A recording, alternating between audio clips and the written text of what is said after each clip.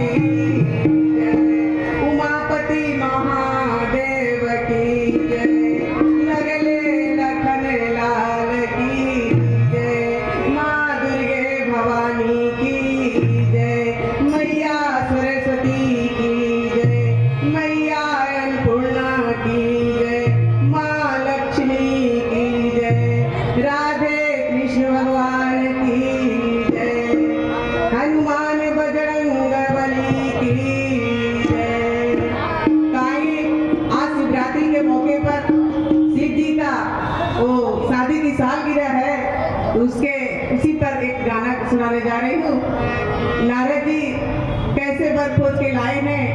गौरा की माँ क्या मैना कह रही है, कैसे बारात लेकर के शिव जी आए हैं, वो सुनिए। अरे करिया महादेव के अरे बड़े बड़े जटवा शिवय जोगिया, अरे बड़े बड़े जटवा शिवय जोगिया, अरे गौराई जोरिया तेरा शिवय जोगिया, अरे गौराई जोरिया तेरा